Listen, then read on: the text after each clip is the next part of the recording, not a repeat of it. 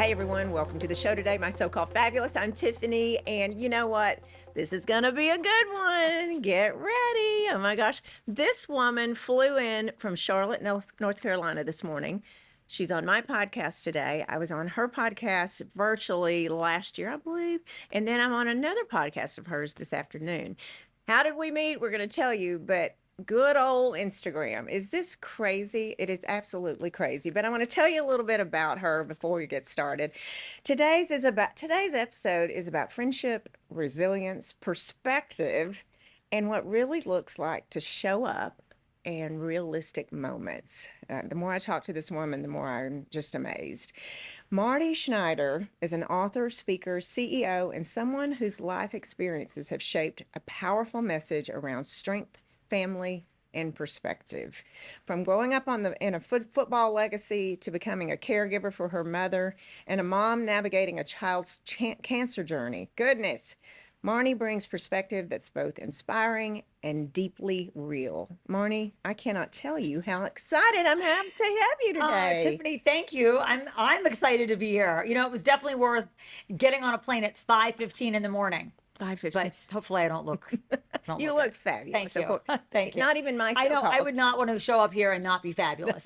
So I did my best. Thank you. You are precious. Well, I'm just going to go through a couple of things here first. Well, a lot of things because I have my note cards. I always have well, they have my logo in front of them, so I'll have it for a minute. But you were sharing with me this morning. I was on your podcast last year. Was it in the fall or something? And I didn't realize this about you. I mean, I looked at your website. Okay, bottom line, her grandfather was the owner of the Philadelphia Eagles. Yes. Okay. And her mother was the first and only general manager for the Philadelphia Eagles. She obviously grew up in a football family. Her grandfather started the Ronald McDonald House. She's very busy with us. She has 3 beautiful children, 2 in college, one in North Carolina and one in Pennsylvania. And her other has graduated. Her fiancé died last 2024. Her mother died in 2025. You think she's gone through some shit? I mean, girl, go ahead. Tell us everything. Yeah, I mean, Start out, tell us about the football. How fun was that? It was really fun. I was really fortunate. The whole thing is that, you know, life is a circuitous path of ups and downs. And I think that I learned so much from watching my mom and my grandfather navigate all these different things as I was growing up, that it really set me in a good path to be okay when things are really rotten. And we all have rotten things. And I'm thankful that I don't turn to bad habits when things get rotten, because I could see how people could do that and it would be easy to do that. Be like, I'm going to have a drink or I'm going to go do this or whatever. So I think for me, learning everything on the football field was something so valuable. And I had a great childhood. My mom and I were very, very close. My grandfather and I were very close. I got to do amazing things that most people don't ever get to do. And that was kind of how the genesis of my first book series, which I'm still working on, Football Freddy and Fumble the Dog Game Day, started. And I was able to take some of those stories and take Football Freddy, which is basically me, and Fumble, who really is my dog. And we travel around to different football cities and talk about what's going on in those towns, educate people on the culture and the travel and tourism and the fun stuff as you make your way to the stadium to cheer on the home team. So it's been, to me, like, that's been my blessing. Obviously, my children are my best blessing because I'm so close with them and they are my best friends. But I'm still the parent. Like, I'm still the parent and still the disciplinarian. While I might be best friends with them, there's still that, you have to still have that control a little bit. Absolutely. Otherwise, like, it gets off the rails quickly. Exactly. Someday then they become the parent again. Right. We know how that works. And that does not, no, it doesn't. And they don't like it. It's not good for them. But so other than having my children and being able to share my life with them and do many things with them, writing Football Freddy, and then, you know, transitioning into Baseball Billy and Bunt the Dog, my new book series with Major League Baseball, really gave me something to do while I was heavily grieving, which I still am, you know, the loss of Bill, the loss of my mother. but we all go through things. And like I was saying to you earlier, as we get older, we're going to lose our partners, we're going to lose our parents. I might be a little bit on the earlier side of that. Sometimes that happens maybe as you're in your late 60s, early 70s, where your parents are gone, and then you start to, potentially lose your partners or have health issues. So I was just ahead of the curve. So now when, things happen, I'm like, I've been through that. I can handle anything. You can't handle anything. I want to take you, I'm going to show you, if you're on YouTube, take a peek at Football Freddy. We have Game Day in Dallas and Game Day in Dallas and Fort Worth, because we are in the Dallas-Fort Worth Metroplex. So we are going to link her book series in the show notes, but this is so fabulous. She sent this to me with a little cute bag, Game Day bag. Well, let's go back to what's so interesting.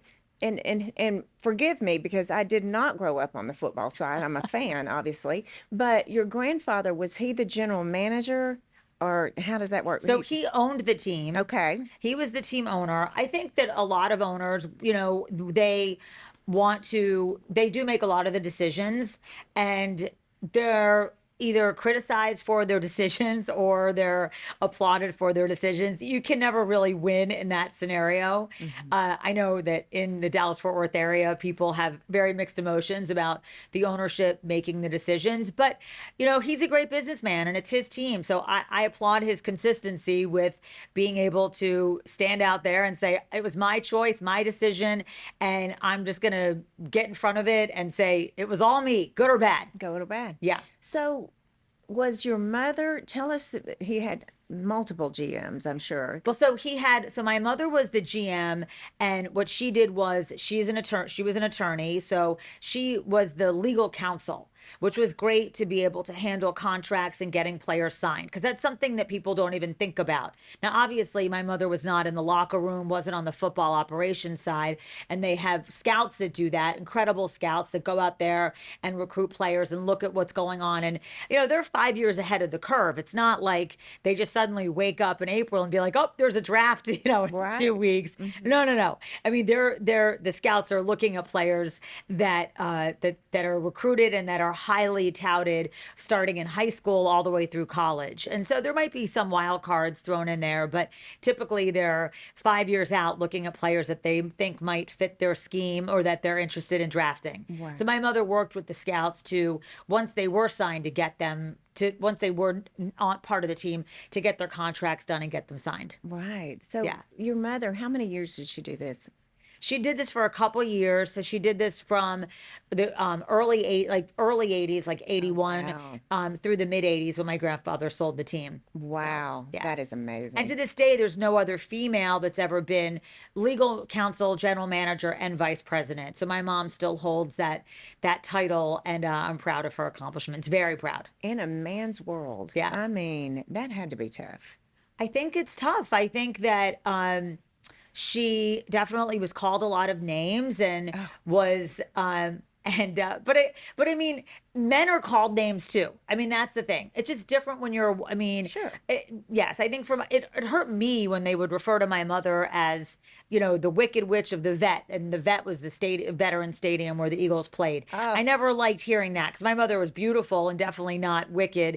But I think when you're trying to do something new, you're often labeled as somebody pretty rotten, which my mother was not. What I think is funny is that now looking back, hindsight is always 2020, that there have been a lot of articles that have been written in the past decade or so that if, the way that my mother had started to run the Eagles is now the way that a lot of NFL teams are run, meaning, she took them off AM radio and got them on FM, tried to get bigger deals, different advertising deals, just different things that were going on back in the late 70s, early 80s that nobody was really thinking of. And now everybody thinks of it. And so my mother definitely, and the Eagles are a very female friendly organization. And I think that has something to do with the fact that my mom was there in the 80s and really set the tone for that. Wow. What age was she when she was doing that, those 2 years? She was in her 40s. Okay. In her 40s. Yeah. I mean, probably close to our age when you think about women. I mean, I just turned 58, but I think that women really start to get the confidence. Yes. And at the time, I was still a preteen and then, into my teenage years. But I think that you get the confidence to be a leader. You know that you can do it.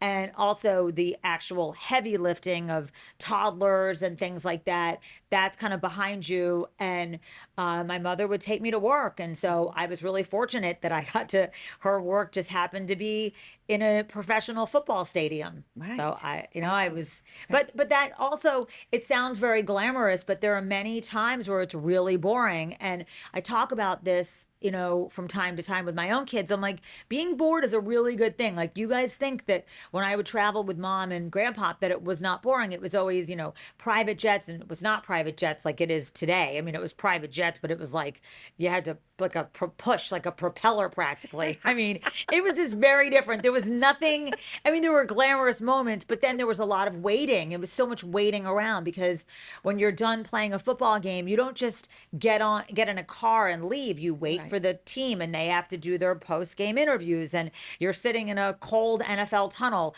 usually sad because the game was a total bust and you lost the game, crying, hungry, bored, knowing that you have not done your homework, and you're like, oh, shucks.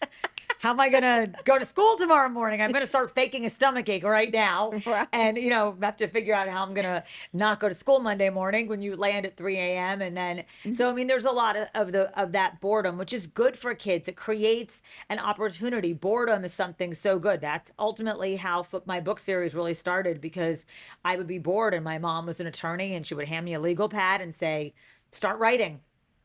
We didn't have iPads. Kids aren't bored anymore. No. And we have instant gratification. Instant. And I'm really an enabler, even with my own kids. Like, my daughter's like, I want to do this app. I'm like, okay. And so I sit down and I start, I'm like, wait a minute. I'm like, I'm going to just tie my hands. I'm like, you know how to do it. Yeah. I'm not going to do it. You figure it out. Exactly. And then when you get ready to do things, I will then help you with it. But we want to, make it easy. Of course we do. But it's a delicate balance of like, It is. making it easy, and then also making it so that they actually have to put the grit and resilience in, which my children are that way. But I do think that being bored is a good thing. Absolutely. Yeah. Hey, let me ask you, did you ever want to be your mom, like be in the NFL, and did you want that in your life? Maybe. I mean, I think, Tiffany, so in my senior year in high school, or like junior year in high school, the Eagles were sold. And suddenly I was like, oh boy. Oh boy. What am I going to do? What? Yeah, I didn't do my homework. I mean, that was like, uh-oh. I mean, it was really, truly, I was always a good student. I went to a small school, and so I studied. I mean, I like to be self-deprecating, but it really was an eye-opening experience, because I really wasn't expecting that to happen. And so then, all right, now what? So I, got my act together and retook my SATs and said, all right, I guess this is gonna, and went to Penn State and graduated in 4 years, which really actually only the smart people managed to do it like in 4.5. So they get one more football season. The dumb people do it in 4 years. And then you're just like, should have stayed an extra football season. Tailgating was fun. Sorority life was fun. So I did work for the NFL after I graduated from college. I worked for NFL Films, and they had to hire me. I could have been, Quasimodo, and they would have been like, she's fine, we'll take her.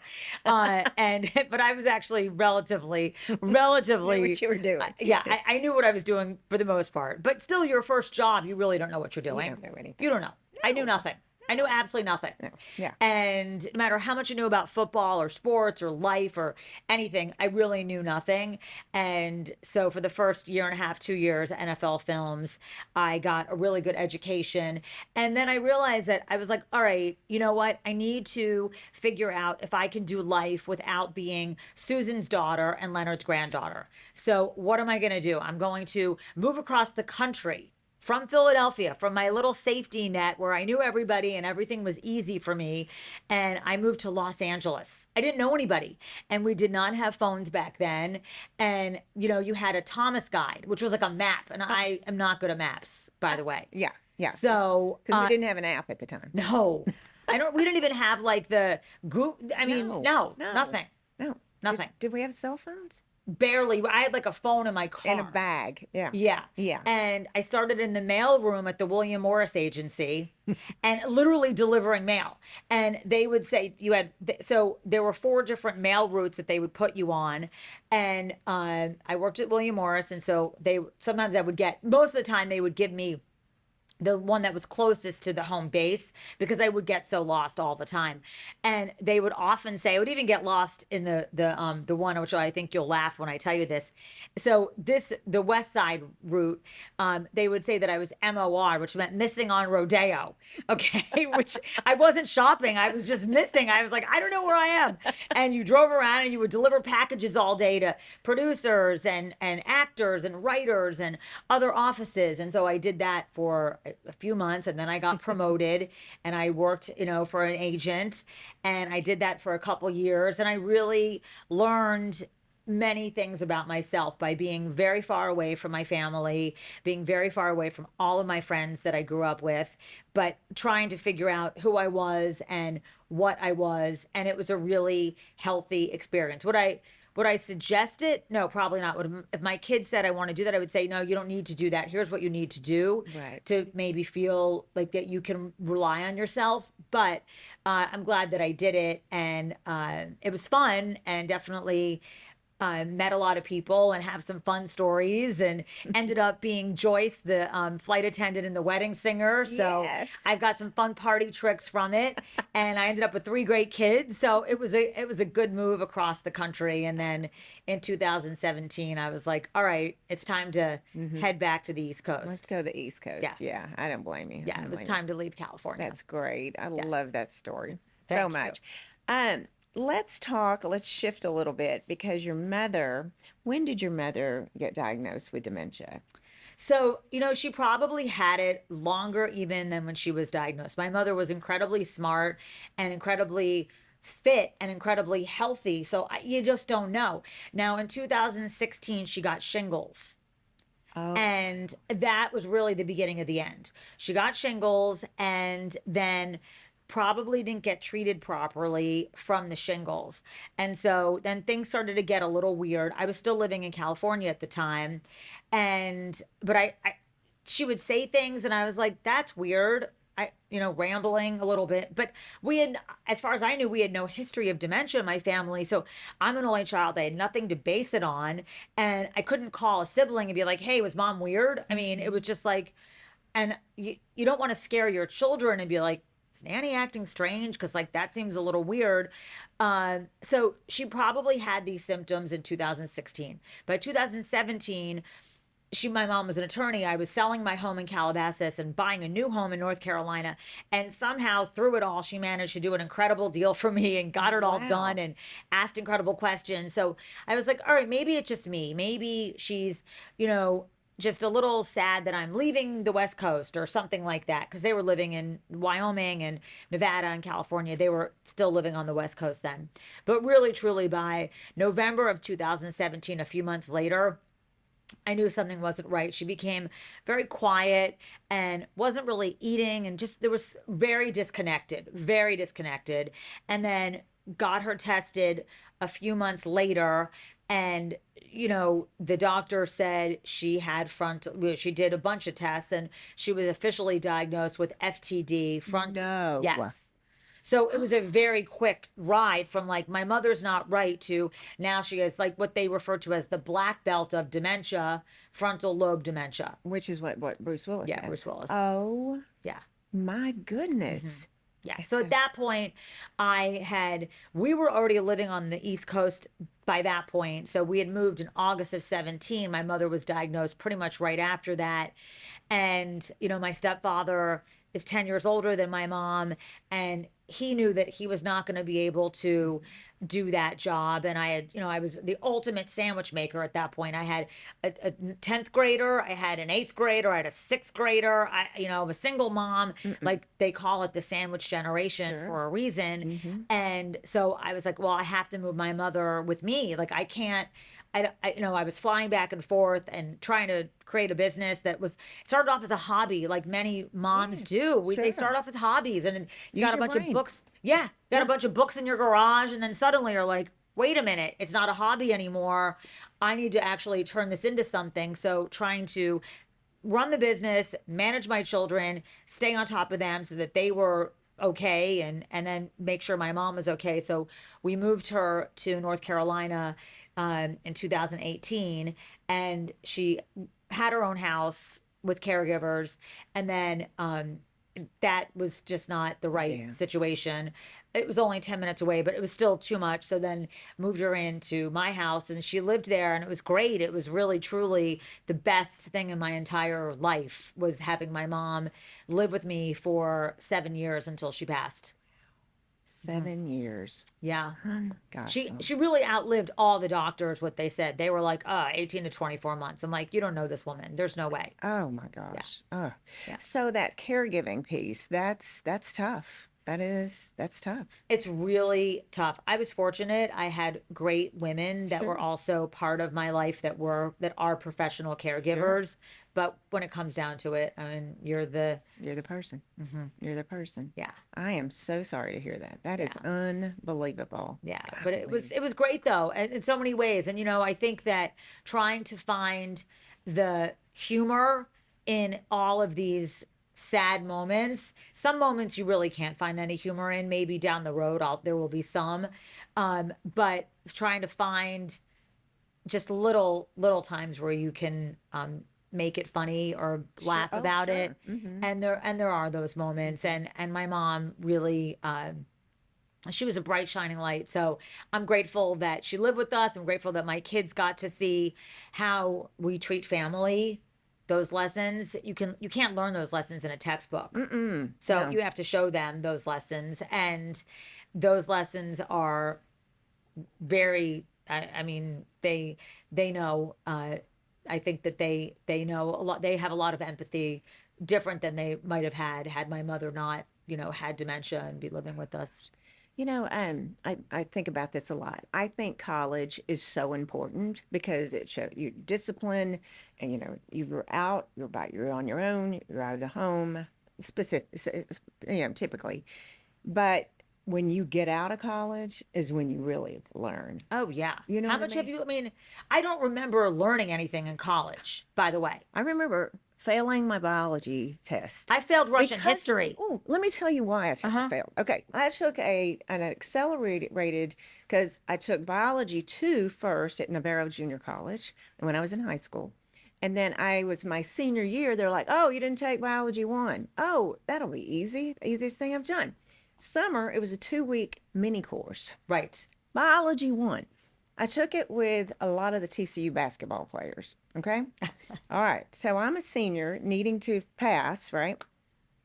There was the NCAA final game, not the NCAA. It was in the summer, and it was the pro basketball.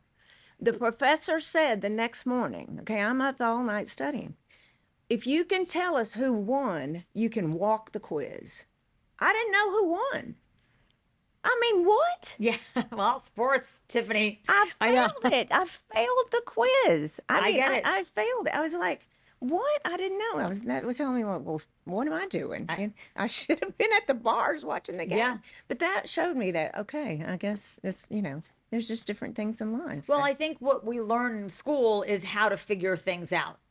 That's Yes. what we learn in college. Yes. So, I mean, my story about Russian history is that it was her senior year. My friend Brooke, so I was a Tridelt and she was a Chi, but we were still, sorority girls. And we had this Russian history class. I don't even know why we took it, but we decided to take Russian history senior year. about to ask Okay, you. I don't even know why, because it seemed easy or something. Who knows? So not easy. So our professor. This is where you learn to figure things out. Said, I'm going to give you 4 questions and I'm going to choose 2 for the final. I'm like, okay, piece of cake. So I'm kind of a smart ass. And I'm like, so I'm sitting there studying with Brooke. I'm like, he's never going to pick the Trotsky one. It's too easy. He's never going to pick it, Brooke. She's like, are you sure? I'm like, he's never going to pick it. All right. Trust So me. it's going to be the other three, and we can just cross that one off. Okay, fine. We get in to the final, Tiffany. There's one question. It's Trotsky. And she's sitting in front of me. She turns around. She's like, I fucking hate you.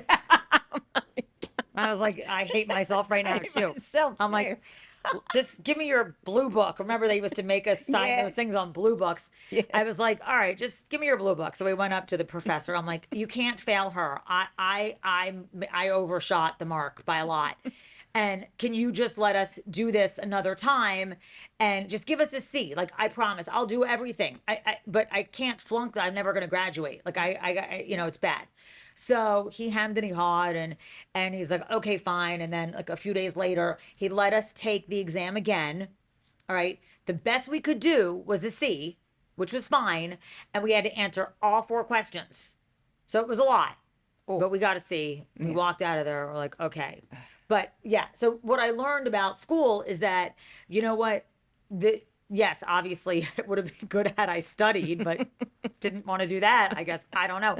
But if you can figure things out and be resilient, and that is a life skill. Yeah. And also take accountability. Everything in life you have to take accountability for. And there's no such thing as that was like the one thing that Russian history taught me, was that there's no such thing as a quick fix, quick hits, whatever. And you see it on Instagram. People like want followers. They want this. It's like, it's all flash in the pan, and it's just doesn't work. Yes. And you really have to roll up your sleeves and do the work again and again and again and again, to the point where you want to throw up, but you just got to keep doing it. Exactly. That's it. Exactly. That's the only way that you're ever going to have any success in That's life. true. I agree 100%. So another phase of your life, you had a sick child. What in the world? So when Jonathan was 9 months old, he and I had a healthy pregnancy, other than just like being really chubby. Like, I just ate everything. Like, I never, like, I didn't know. At one point my doctor's like, I was kind of concerned beforehand that you weren't going to gain enough weight. He's like, that is long gone. We're way beyond that. The baby's like the size of a gummy bear and you are massive. Like, cut it out. But other than that, I had a really healthy pregnancy, and Jonathan was great. And at around 9 months old, he had this unusual eye twitch, but it wasn't like a twitch. It was more like an eye flutter. And I didn't like it. And so I went to our pediatrician and I said, I don't like this. This is weird to me. I don't think this is normal. And she agreed. And so we did an MRI of his brain. It was Labor Day weekend of 2000. He was born, 2001. And so came back fine. He was fine. His brain was fine. Okay, but over the weekend, he got progressively worse. And I was like, yeah, something's not right. And, like, I had never been a mother before. So, like, how do you know what's normal? How do you know anything? You don't know anything. I had to sign, like, more papers for a credit card than to, like, leave a hospital with a child, with a human. No manual. No, none. No. They were like, okay, bye. Yeah. I'm like, what? Wait. Like, I don't know what I'm doing. Do what? Yeah. I don't know how to do this. Yeah. So you don't even know but you do have instincts as a mom, and some things aren't right. So over that weekend, he got progressively worse, went into the pediatrician that Tuesday after Labor Day. And I said, all right, something's not right. I know we did this MRI and that was fine, but something's not right. She called the neurologist over. And if you've ever had a neurologist in your life, you know that that's never like a good thing. You're never like, oh, yay, bringing in the neurology department. Right. So the neurologist shows up and he's like, oh, yeah, and I wrote it on my hand. All right. And my mother was in Philadelphia. I'm in California. And I had a razor phone, like a little flip phone at the time. And I wrote it on my hand. They said he had neuroblastoma, opsoclonus myoclonus. And I'm like, what is that?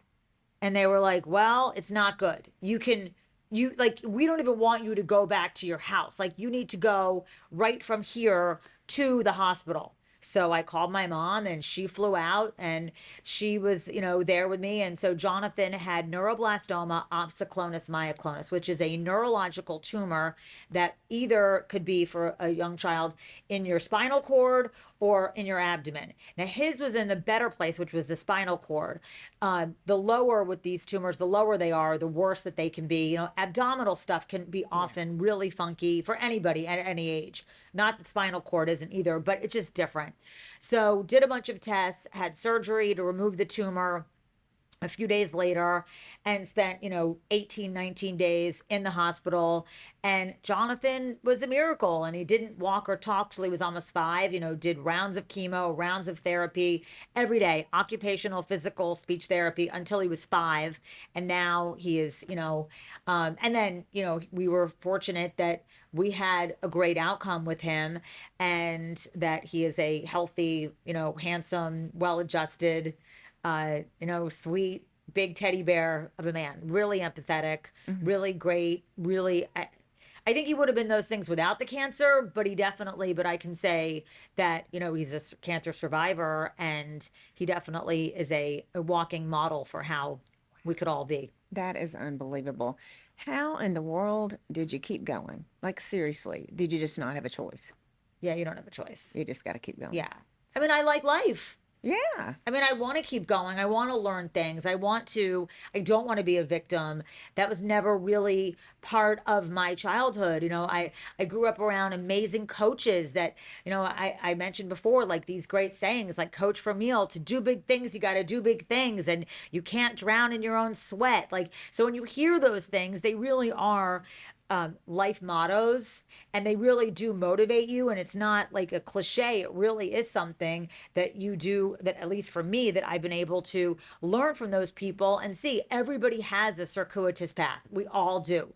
But like being a victim and lying in bed and sucking your thumb and being like, why me? It's like, it's not, that's like a little boring. Yeah. It's Go back to boring. the boring. Yeah. And I don't, to me, and it's also like squandering all of this hard work and effort that my family has put into all their sacrifices. Like, I think, being a mom and being a parent, like, we give a lot, to our children, to our friends, to our family. And it would be really selfish of me to have taken all those things, those gifts that my friends and family and my mom's friends and my grandfather and people have given me, and my parents, and be like, I'm just going to be a dumbbell and just, whine. Yeah. Like, I'm not going to do that. Now, are there moments where I'm like, I would like to have a gigantic bottle of tequila? Yes, there are. Do I do that? No, because I have discipline, and that would be unhealthy, and that would be unsafe and unkind to the people that are relying on me to get, to get things done. But you know what? I mean, I understand what you're saying. But then when Bill died, your fiance, did you just go, what next? Did you? Yes, it was very surprising. I got a phone call at 3 a.m. And, anytime the phone rings in the middle of the night, Not good. It's not good. Not good. And I saw that call, and right as I knew as I was answering the phone, I'm like, he's gone. Oh my! I knew, because what else are they going to call you for? Oh, we're having a party at 5 a.m. Come on over. I mean, no, it's like, no, I mean, so I knew that, and I knew that I was going to have to really prepare myself for a lot of sadness. And that's what you do. But again, I also knew that something, how great and how fortunate that I had a relationship, that it was lovely and it was great and it was all these things that people don't even get to experience that. And so I did get to experience that. Will I have that again in my life? Yes, of course I will. I mean, but I had it. And so I know it exists. So, those are, I think it's Shakespeare, like, was it better to have loved and lost and never loved at all? It's way better to have loved. Way better. Way better. Way better. So, those are really hard moments. They still are hard moments. I think of the people, I think of Bill, I think of my mom, I think of my stepdad, I think of my friends. I've unfortunately lost, female friends to cancer and unpleasant things. And, but we just keep going because we want to leave a legacy for ourselves, for them. We want to show the world that we can persevere, and we do that. Now, that does not mean that there aren't bad moments where you're just like, oh, I just want to have a tequila and chocolate cake. Correct. right? Yeah. And you Yeah. can allow yourself to have some of Sure. those things because we have to give ourselves grace to do Grief. that. Mm-hmm. And that's a good thing, but within the boundaries of discipline. Mm-hmm. Once you kind of get out of that discipline thing, then it's really difficult to course correct. Exactly. It is. Exactly. So, Ah, and that girl. would be just, You're the strongest woman I know. well, I'm thank just you. telling you. I'm Thank just you, saying. Tiffany. Uh-huh. So I want Yeah. to talk about something a little lighter. Yeah. How did Princess Diana get the Philadelphia Eagle jacket? I know it's a good story, right? I know. Okay. Okay. I know how she got it because I watched you, but So, yeah. So the story goes like this. and tell us how you know the production that you did for this show. Your show. All right. So it's a great story because we all can relate to a princess wanting, like, you're a princess. Like I always say, all girls are princesses. I mean, we just are. We might be more of the people's princess, like Correct. Diana. Like I'm not a snobby princess, but we're all princesses.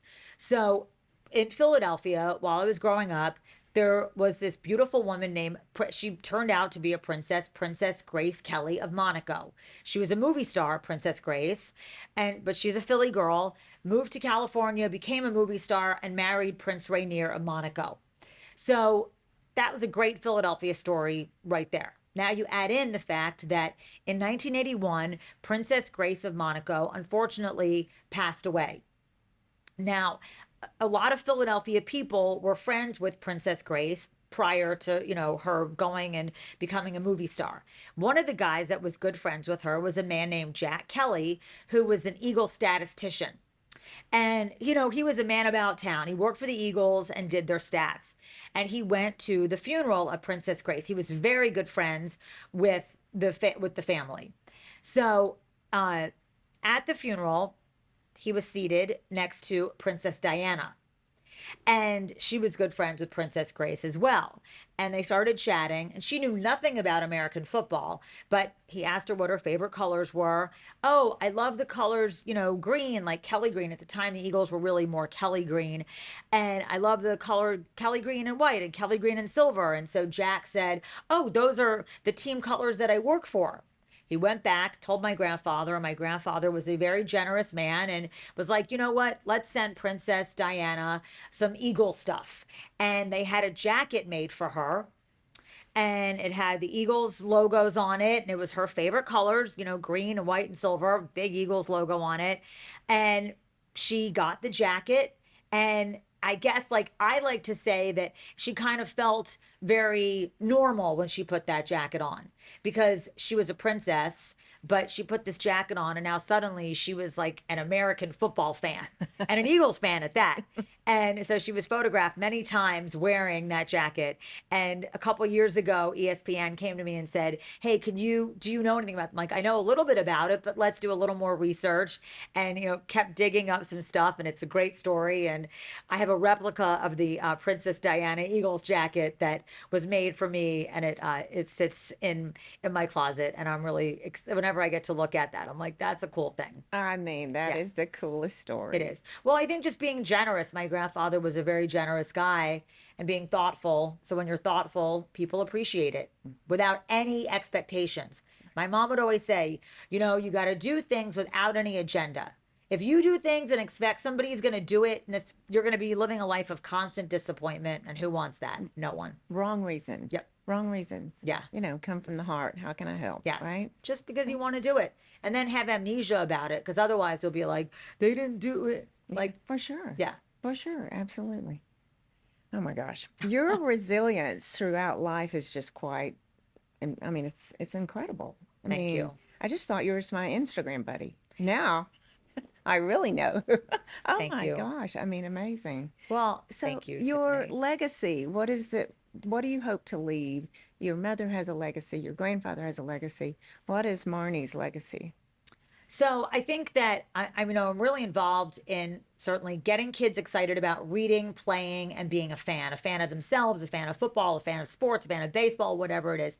But I definitely think reading, playing, and being a fan and being healthy, because it really does help their mind, body, and spirit. So those are things that really matter to me. Obviously, being a great mom and giving my kids the skills and the tools to go out there and know they're always welcome home, but to go out there and lead really productive, valuable, empathetic, compassionate lives that involve a lot of charity charity and giving back. And then I stay very involved in the Ronald McDonald House because it's something that really matters to me. So I'm on the board of the house in Charlotte where I live, but I'm very involved. I was in Philadelphia last week, and anytime I'm in a city that I'm new to, one of the first things I love to do is to go visit the Ronald McDonald House and go meet the families and hear their stories and see what's going on there and say, oh, I can add some value to that. So I think that those are some of the things that matter to me. Being a good friend, being a good business person, being a good leader in my community. Those are things, doing the things that I say that I'm going to do. The school motto that I went to in Philadelphia was Esse Quam Videre, which is Latin, ESSE Quam Videre, and it means to be rather than to seem. And I would much prefer to be rather than to seem. Wow. That's impressive, girl. That is quite impressive. Thank you. If there is one thing that you would want listeners and viewers to get from this show, to take from it, what would it be?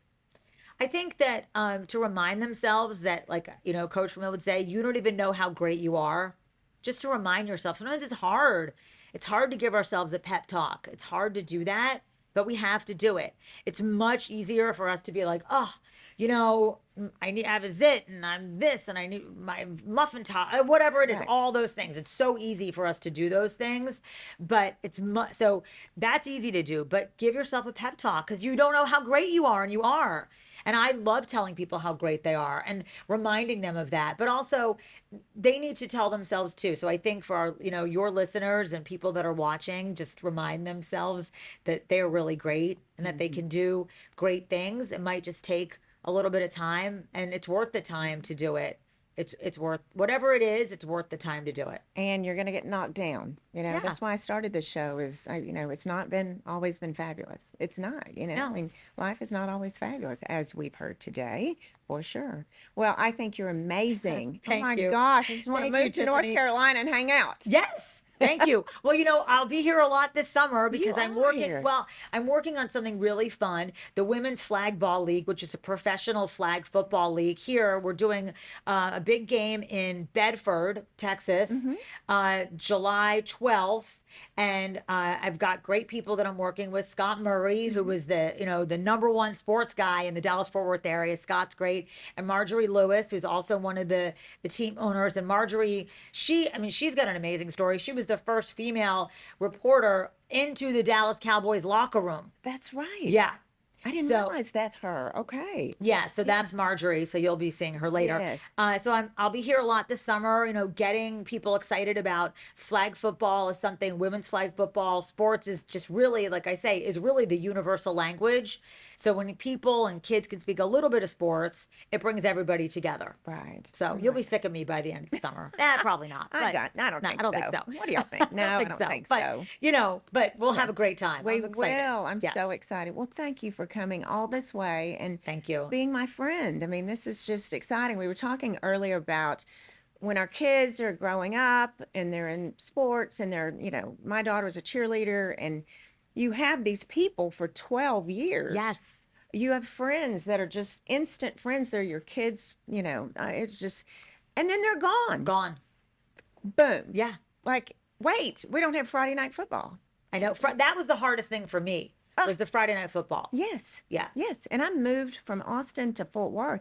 Didn't know. I got married, and I'm like, what am I going to do with myself? We're going to start a podcast and be on social media and influence. Yeah. That's what we're going to do. And look at how great you've done.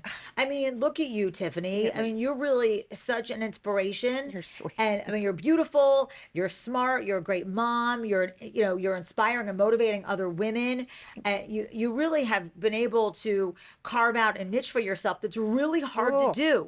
It's really hard. It's hard. It's hard when you're 60. It's just hard. Yeah. It's hard at any age. It is. Period. I Right. mean, that social media is tough. It is. Except I meet people like you.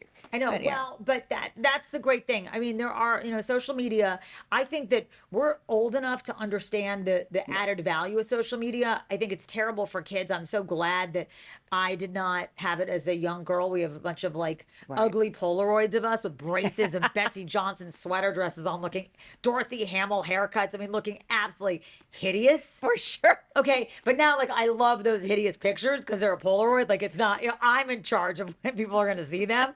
All right. So, but that being said, I think that social media is great for people that are well adjusted and healthy. Anybody else, it's not a good, No, it's not not at a all. good fit. Oh my gosh, I'm sitting here thinking of the horrible haircuts. Horrible. And everything. And if we had a Hideous. phone, if we Yeah. had a phone to take pictures, how horrible would that Yeah, be? I have a bunch of really ugly Polaroids, braces. I mean, Sure. hideous. Oh, of course. Of course. That Dorothy Hamill haircut was not Oh, good. I was a pixie girl. Pixie. Oh yeah, I've seen your pictures no, that's not good. with the cap on. Yeah, the pixie was not good. That was not good. I mean, I don't know which one was worse, the pixie or the Dorothy Hamill. Well, I had the Tamil and then went pixie. Okay. What was I flipping thinking? Anyway, Yeah. we do digress. Well, we definitely we've we've yeah, here we are. matured since Here then we are. Look with at our our long long hair. hair. And it's all mine too. So Oh. yeah, Myself. yes. Well, we're going to Dallas now to be on Marnie's show. So, anyway, wait. Thank you so much. Thank you, I just Tiffany. adore you. I Thank you. appreciate you so much and sharing your story, all of it with us. And I'm sure there's more. So, Thank you. everyone, thank you so much for listening today and watching. And I hope that you see how resilient you can be and how great you can be. And every single Tuesday, I say the same thing, and I mean it. Keep being fabulous.